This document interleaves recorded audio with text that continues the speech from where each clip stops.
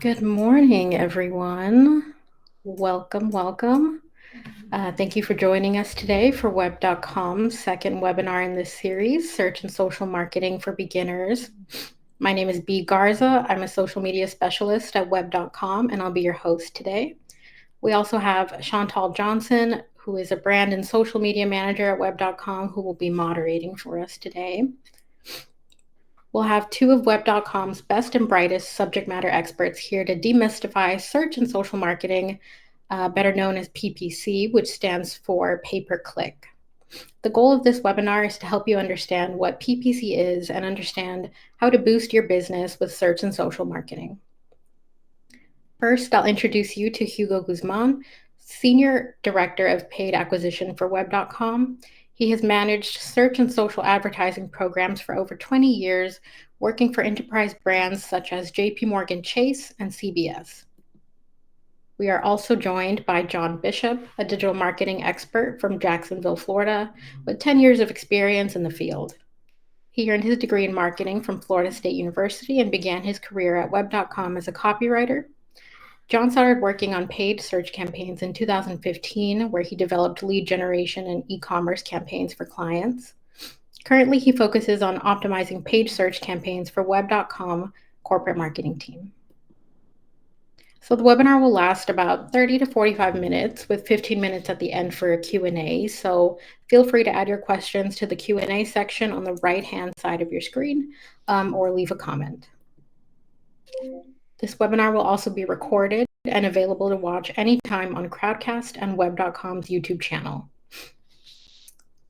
All right, and now without any further ado, we will pass things over to our search and social marketing experts, Hugo and John. Thank you, Bea. All right, let's jump into it. This is exciting. I hope everybody finds a lot of value in this presentation. So just a quick agenda on what we'll be talking about today. So first and foremost, Bea mentioned that PPC stands for pay-per-click. We're going to get into what that is, why it's so popular. We're also going to spend some time talking through things that you'll want to think about, things you'll want to consider if you're just getting started. We've got a variety of best practices for the different channels and platforms that you may use for PPC. And throughout the presentation, we've got this sort of underlying theme that PPC is a marathon, not a sprint. And so we'll kind of tie that all together at the end and then get into questions. All right, so what is PPC? Why is it so popular? As Bea mentioned, it stands for pay-per-click. It encompasses many different ad formats, many platforms like search and social media, right? So your social networks like Facebook and Instagram and so on. Many different ways that you can deliver ads. And again, we'll get more into that shortly. And there are many reasons why it's so popular, but I'm going to focus on three. So the first one is that it's easy to measure results, which is great, right? So it's an advertising format that allows you to spend money, track results, and have a very clear understanding of the return that you're getting on your investment. So that's one. Another thing that I kind of just touched on is that you can actually get an immediate return on your investment. So, there are many marketing techniques or strategies. Some of them we refer to as more organic in nature. And essentially what that means is that it takes time, right, to develop the content or build a following and, or develop search engine authority. And so typically that can be a challenge for small business owners because A, it takes time, right? You don't get an immediate return. And B, there's no guarantee of results. And sometimes it's difficult to even measure results. That's not the case with PPC. So again, another reason why this ad format is very popular. And then the other thing that we're going to dive into here shortly is that it's surprisingly inexpensive. Now, very large enterprise companies spend tremendous amounts of money on PPC, but a small business owner, someone just starting out, can start with a very small budget. So again, easy to measure results, can have an immediate return on investment when configured properly, and not at all expensive, especially when you're starting out. So it's just want to go through a few things that you want to think about if you're just getting started or thinking about getting started. The first one, which may seem obvious, but it's worth delving into, is that you have to drive your advertising clicks to a destination. Typically, you've got two options. I have some screenshots here. The first one could be a social media profile. So here we have like an ice cream shop, and this is their Instagram page. So you could, purchase ads on Instagram and drive them ultimately to view your profile and interact with your business in that way. Or I have here another screenshot of the same ice cream shop. This is their website. And again, you could purchase PPC ads, drive to your website, and they can then interact with your business and transact. There are some little nuances, that are worth mentioning, and I'll get into in more detail later. So, for example, some of these ads could actually drive to a phone call. So technically, they're not going anywhere; they're calling you. But we'll get more into that later. So another thing that you'll want to think about, besides just where you're going to drive them to, is setting aside a specific budget. And again, this ties into this underlying theme of PPC being a marathon, not a sprint. So I think it's worth your while to take some time and think about, realistically, how much money can you devote, on a monthly basis, let's say. Budgets can be very low, right? If you're just starting out, I put an arbitrary range here of $20 to $50 a month.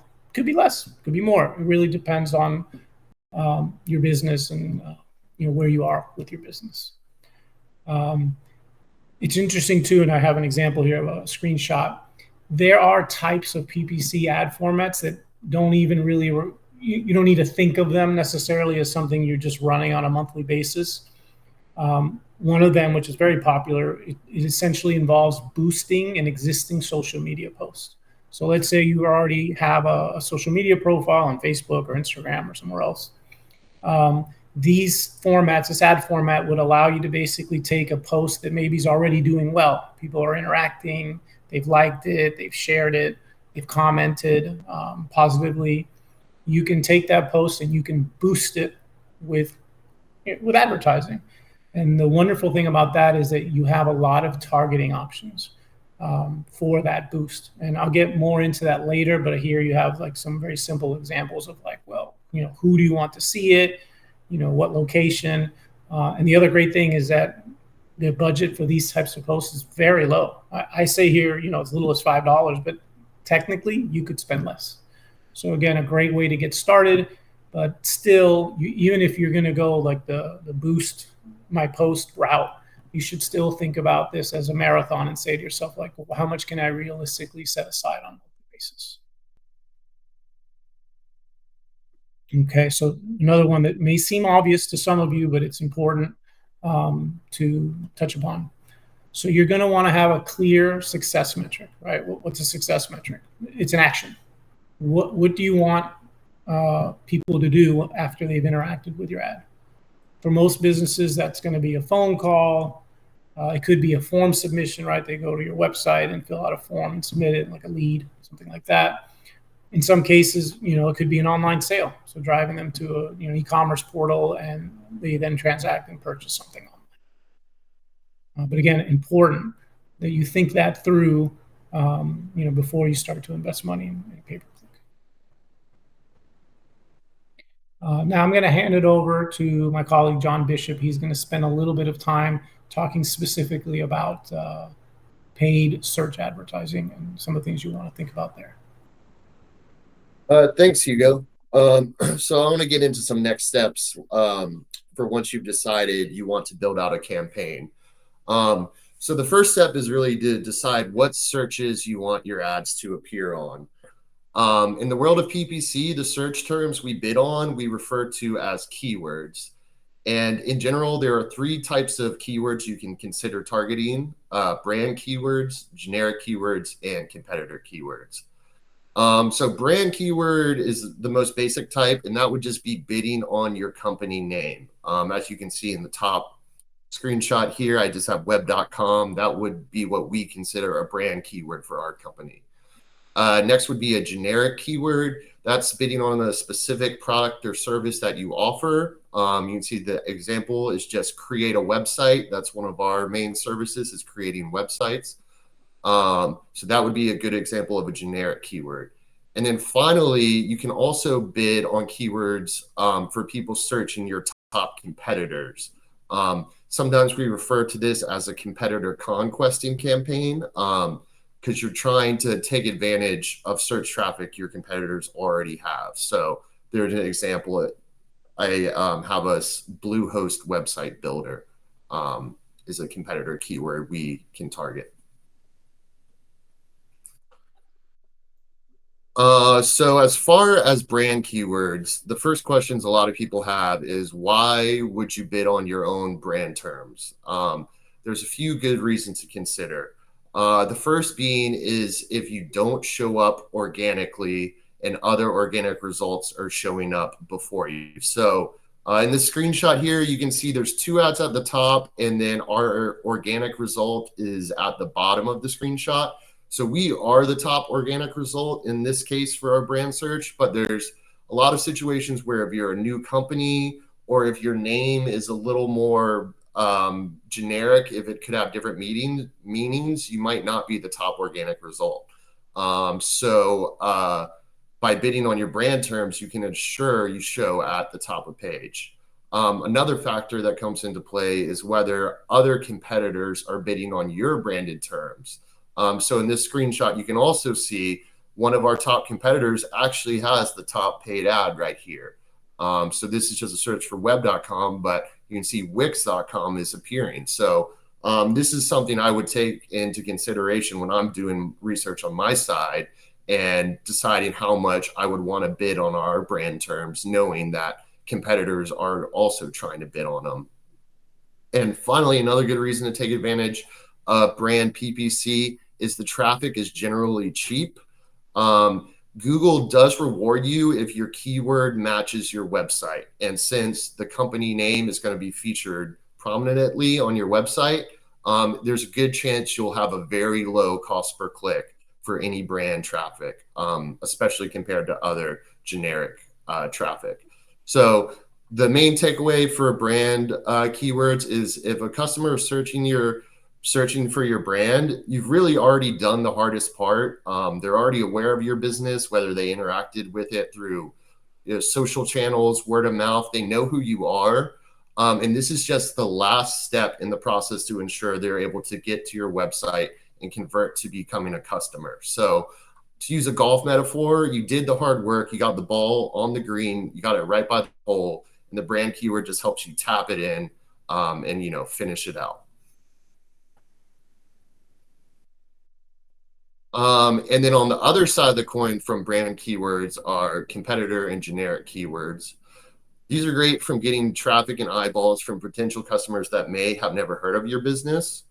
Generic keywords are usually the best place to start. They consist of targeting the specific product or service you offer. You can see here's another screenshot example with the term website builder. That's one of our top products, and you can see our ad is the first to appear. You could do the same with your industry, with whatever product or service you want to appear as the first result for. But you can get to a point where you kind of max out your generic keyword coverage. You might be targeting all the terms you think are relevant. So the next best place to turn after that are competitor keywords. So competitor keywords allow you to target a portion of the market who may already be in the research phase of the buying process. They may have already done their generic searches, and now they're starting to consider different options. By bidding on those generic terms, you're kind of able to enter maybe even a little late in their decision-making process, but you're still able to get in front of them and join that consideration step before they make their purchase. So the takeaway with these keyword types is generic and competitor keywords are great tools to drive new prospects to your website, increase the number considering your brand that may have previously not heard of you or not be familiar with you.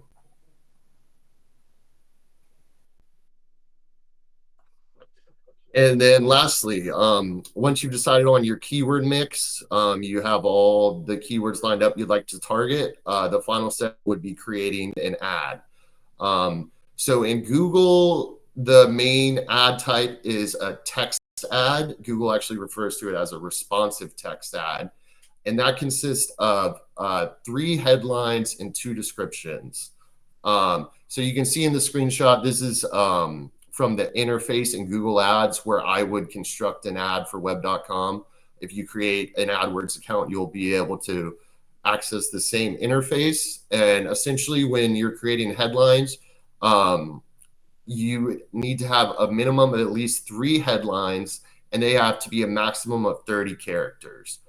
So your headlines, you can see they show up the blue highlighted text in the ad example from the screenshot. Those are the headlines. You'll typically see 2 headlines at a time, but you can see up to 3.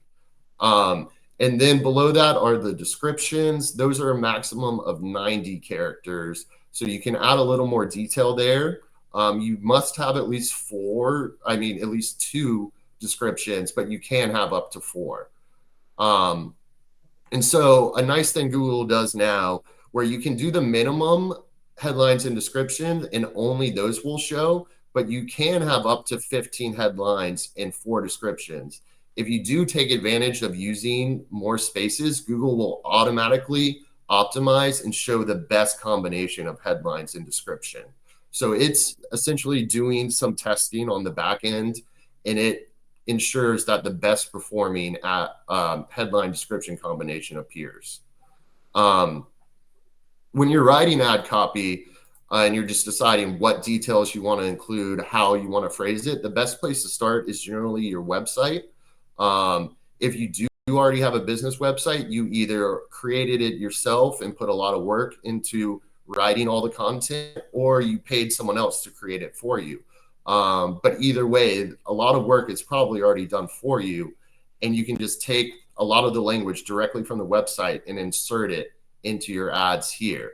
And it's also a recommended best practice if the language in your ad matches the language on your website to create a cohesive experience. So it is good to reinforce and kind of have the same terminology in both ads and the website. And then finally, you'll want to have a call to action somewhere in your ad copy that aligns with your main success metrics. So whether you're trying to drive calls, you're trying to get customers to shop for a product or schedule an appointment, it's good to include that call to action in your copy to kind of set expectations for what you want the customer to do once they arrive on your website.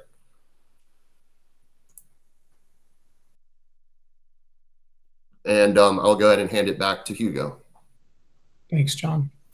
So let's pause and reflect on where we've been thus far. We've talked about what PPC is, why it's so popular. We've talked about some of the real basic building blocks, like establishing a budget, thinking about where we're going to drive folks, right? Whether that's a social media profile or a website. We've gotten into, again, how you would configure ads, all the way down to building out the actual ad copy. And I know that it's a lot, right? It's like, well, there's search and there's social, and you're starting to kind of think through and put things together if this is all new to you. So I think it's important to note, number one, that you don't have to do everything all at once, and I'll get more into that in a moment. And then the other thing is that there are ways to sort of make your life easier as you're building these things out.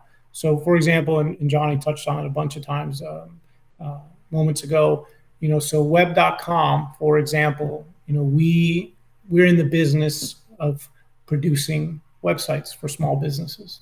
We have an AI-powered software, basically a website builder. It's really effective, easy to use, and just makes life easier, right? If you're thinking about building a website, you don't know where to start, right? That's an option. You can also get help building out your PPC ads, and that's something that web.com does as well. So I want to kind of continue to build upon what Johnny was getting at, right? So you're thinking about search, for example, right? Perhaps you are a location-based business, right? And what do I mean by that? Location-based means that literally you have a physical location, and that's where you sell products or services. If that's you, and you're kind of thinking about where to start, particularly for search, a good option would be Google local services ads. So I have a screenshot here, again, just to kind of help drive home like what this is. And essentially what this ad format allows you to do is to target users based on their distance to your physical location of your business within search. And as I mentioned earlier on, this, like most PPC formats, makes it very easy to track success metrics, actions that folks take. So for example, in this screenshot, you see here, there's like a little call icon, a phone icon. And this is a local search result for personal injury lawyers in Alexandria. So you can purchase PPC ads that essentially, they're technically not clicks, they're phone calls in this case. And you can then track how the money that you are spending on this ad format is generating phone calls for you. So it's really pretty straightforward, has some great targeting capabilities, right, for local businesses. And if you have success and you're up and running, you can then quickly branch out. You could try, other networks like Yelp. You could try other search engines like Microsoft Bing. You could try LinkedIn and so on. I'll share a very quick anecdote, just, personal anecdote. So throughout my life, I've had old friends and associates that have asked me, maybe they own a local business here in Miami, Florida, where I'm based. I had an old friend who owns a gym. Jim's successful. He loves what he does, but he's trying to, think about ways to drive more folks to his gym. And he just didn't really know where to start. I recommended Google local services ads, and it's a really fond memory because he's not a super, techie guy. He's a gym guy, but he was able to get this set up fairly quickly. He had his Google business profile, ran some ads that were intended to generate phone calls. And I remember him texting me like within hours of standing up his first campaign. He's like, "Oh, Hugo, I can't believe it. Like I have people calling me today, like they're coming to the gym." So again, just an example of just how effective these PPC ad formats can be. So again, that was search, right? More search oriented. But if you're potentially thinking, I already have a social media profile or a couple of them, maybe I should start there. There are some great options there as well. And I have a screenshot here of, again, some of the targeting capabilities that you have when you choose to run campaigns within, let's say, Facebook or Instagram and so on. But there are a few things you want to think about if you decide to go the social media route. And one of them is that typically when you're running ads, even though they're ads and they're designed to basically sell, right, to generate business, you want to balance overt sales promotion with community engagement. And what I mean by that is that, sometimes it's okay to be very direct, like, "Hey, buy now," or, something to that effect. But what I have seen is that, if you take, for example, existing posts I mentioned earlier that have been popular, that people like it, they find it informative, they share it with friends, those types of posts, when promoted, right, or that kind of content, can be very effective at driving business, even though it's not as salesy. It's not like, "Hey, buy now, come see us now," that kind of a thing. The other thing that you can do with these ad formats on social media, which is fantastic, is you have really an unbelievable amount of targeting capabilities. So you can target by location, like, "Hey, within a few miles of my business location." You can use like demographics like age and gender and so on, language. But you also have these like very specific, what we'll call segments, right? Audience segments. So maybe, again, if you own a gym, you're looking for folks that have an interest in personal fitness, or an interest in financial services, or perhaps you are looking for folks with a higher income level. So you can target even that. And I'll share another personal anecdote from my own career. Many years ago, I worked for a large bank here in the United States, and that bank invested large amounts of money to develop like very sophisticated data pipelines that would allow them to capture demographic information and also some of these like more nuanced audience segments that they would then pipe over into more traditional advertising channels, right? Like display and offline and so on, so that they could have very targeted advertising that was only targeting very specific types of people with very specific types of interests. And I always thought that that was pretty amazing. And I know that at that time, and again, this was many years ago, very few companies had the ability to do this. But fast forward to 2024, we all have that ability. This is something that you could do with like a social media post boost of $5. And so again, you're leveraging technology that, you know, maybe a decade ago was just something that only the largest companies in the world could accomplish. You can do it today for your small business. So it's pretty exciting stuff.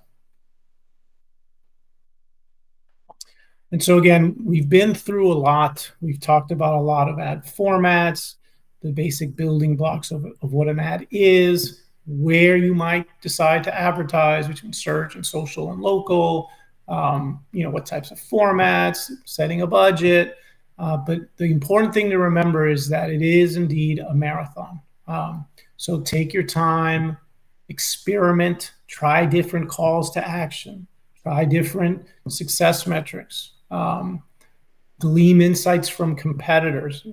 Johnny spoke about competitor ads in search, but I think that, you know, in general, borrowing ideas from your competitors can really be very informative and very effective.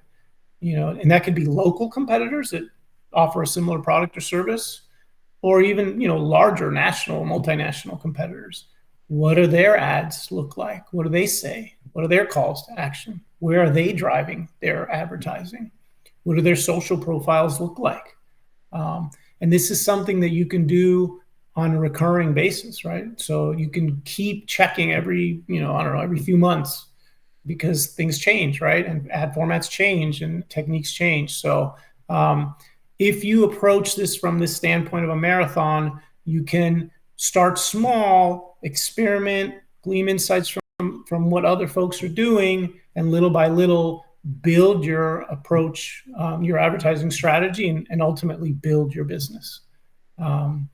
And then the last thing I want to touch upon, which is really important, is that advertising of any kind, not just PPC, it works best when you focus on the customer experience. And so one example of that, right, that is very real when you're dealing with PPC ads is that if you have, let's say, a social media profile or a website with positive customer reviews, when you run ad campaigns, those users that see your ad and interact with your ad, they're going to very likely look for those reviews. And if they're positive, your ads are going to be more effective.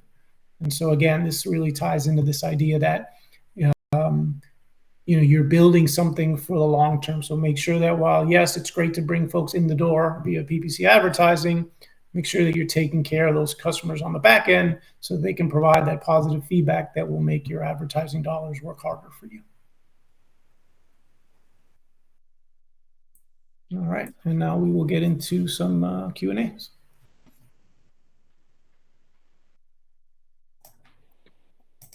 All right, thank you, John and Hugo. So we'll jump right into our Q&A section. So if you have a question for Hugo and John, please feel free to leave it in the Q&A section or in the comments. But our first question here is, should I start with search/local ads or social ads? John, you want to go first, or you want me to tackle that? You can go ahead, Hugo. All right. So I'll just borrow from my anecdote earlier.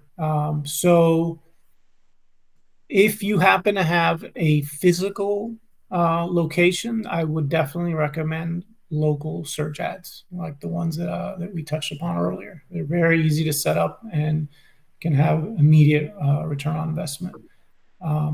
If, let's by chance say you don't have a physical location, I think any of these are good options. But you know, again, Johnny kind of talked about all the functionality or capabilities that you have via search ads, right, to target competitors and target your own business name. and more generic searches, right? So I think search can also be a great starting point for those that don't have a physical location. And I'll just add, from what I've seen, social, it can be a great tool, especially for attracting people who's not totally familiar with your business. And by running social ads, you can actually drive more brand searches. So they can even work together with, if you do set up kind of a brand keyword campaign, plus you're boosting social posts. Someone may see the social post and just type your business name right into Google. So you can see kind of a combined benefit from running both at the same time. All right, awesome. Okay, our next question from Jan. What type of ads would you recommend to drive customers to purchase your novels on Amazon.com? Ooh, that's a good one. John, if it's okay, I'm going to tackle that one first. Yeah, go ahead. So the good news there is, and we didn't touch upon it in this presentation, but it's definitely a thing, right? So if you have a business that is focused around Amazon, Amazon actually has its own advertising network. It's a native advertising platform, native to Amazon.com. And so I would say that that's definitely where you would want to start if you're looking to sell books, for example. And that said, that doesn't mean you can't also branch out into all of the different ad formats that we've discussed today. So, in search, you can look for, again, the type or the genre of your book, right? Novels, and what type of a novel and things of that nature. And you could run search ads, right, for folks that are looking for that type of a book. And then in social, you can build a following, right, for your book, your novel, your content, and then drive ads to try and build that following, ultimately with the goal of getting them to go to Amazon and purchase your novel. So you have a lot of options, but I would recommend starting with Amazon's native advertising network. And you can also take advantage of other books in whatever genre you're in. If it's, fiction, nonfiction, self-help, just try to look at other leading books in that area. Google the name of those books and see what search results appear. It could make sense to have a page that shows up in those search results, or that can even just give you ideas of the type of marketing you can use for your own book. Awesome. Thanks, guys. All right, next question here from Jason. Do any of the best practices change with a specialty or niche service? Yeah, the main kind of difficulty with the specialty or niche service is it can be hard to get a lot of search volume on generic terms. If it's very specific, there might not be many people searching it. So in that case, competitor keywords can be very useful, because there might not be many people searching for these specific terms, but there are at least competitors out there that, if people are searching for them, they are looking for the industry you're in.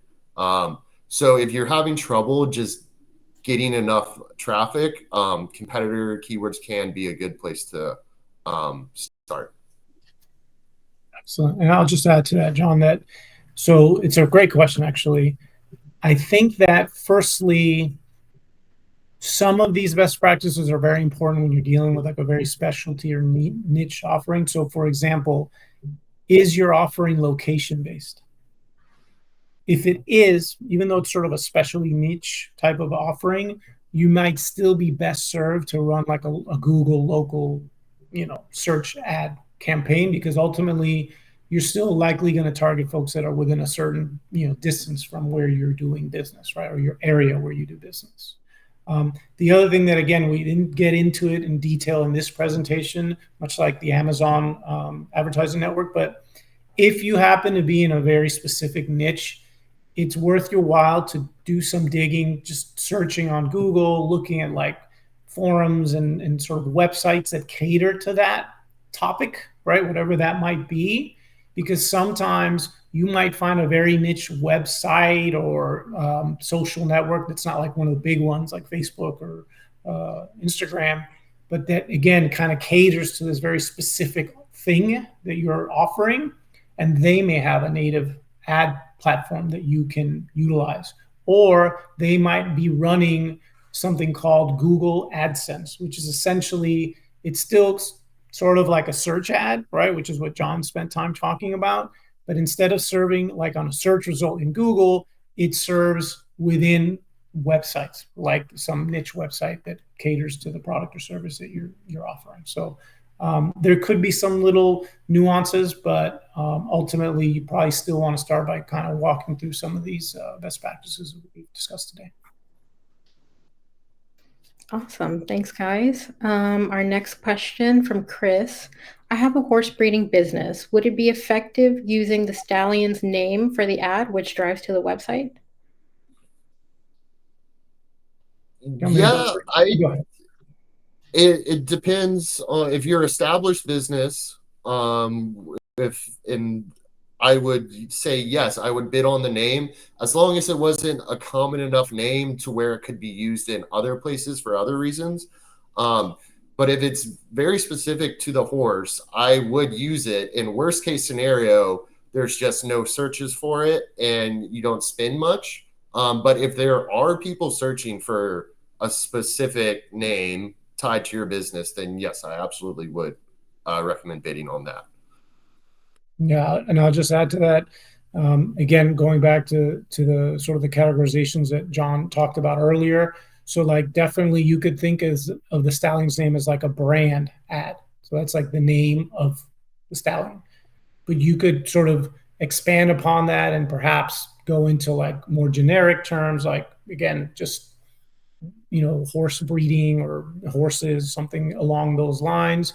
You could think about if there's perhaps very prominent horse breeders in the area, you could again run competitor ads. So you're trying to show up for when folks search for their business or their stallions and so on. So definitely a lot of options there. And as John mentioned, it doesn't hurt to try to experiment. Like the worst that will happen is you use your stallion's name and there isn't a lot of volume. But the great thing, and we didn't touch upon this, but specifically, but the wonderful thing about pay-per-click is generally you don't pay if folks don't click. So it doesn't hurt to experiment in that regard.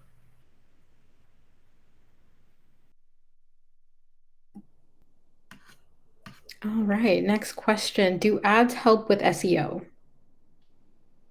John, you want to take a stab at it, or you want me to go for it? You can take this one. All right. I'm probably oversimplifying. If there's any like real SEO gurus on here, they'll probably want to argue with me afterwards. But I'm just going to say, to keep it simple, no. There's no connection. Like if you run, search ads or local ads or search engine ads, they're not going to like help with SEO in any real direct way. There might be some indirect benefits, but generally, there's advertising, right? And you're going to essentially pay for those interactions. And then there are organic marketing channels like SEO, which stands for search engine optimization, in case anybody's curious, which again is not reliant. Like, so again, for anyone who's interested, if you know what a link is, right, or link building for SEO, trying to get folks to link to your website, an ad link is generally not going to have any kind of like a link building benefit for SEO.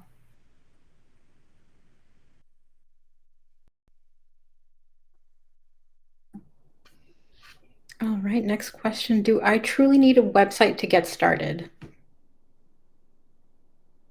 I can take this one. I'd say generally, yes, you should have one. Websites are your best way to kind of increase your credibility in the online world. If people do visit your website, you have a lot more you can do. You can track what they do while you're on your website. If you want to be more sophisticated, you can even retarget people who visited your website in the past. So sending people to a website allows you to do that. and you can just kind of have total control over the landing page experience. So I would recommend in most cases to have a website. But if you are a new business and you're just getting started, and you haven't been able to build everything out, then you do have the option. You could just send people just to a social profile or a business profile. And that would be a good way to kind of get started, get some customers in the door initially, while you maybe work on your website on the back end.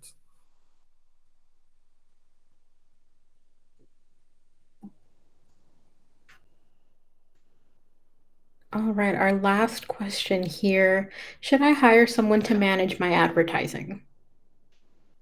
I'll take the first stab at this one. So again, just from personal experience with friends and colleagues throughout my career, that really depends on sort of the scope of your business and where you are with your business. If you're a well-established business, you have a steady stream of revenue and income, and you can afford to set aside a budget, not just for the advertising spend itself, but also for someone to manage those campaigns, and then I would say yes, that could be an effective way to save time, and get results. And I mentioned before, that's one of the things that we do here at web.com. We have a website builder, but we also offer professional services like pay-per-click advertising management.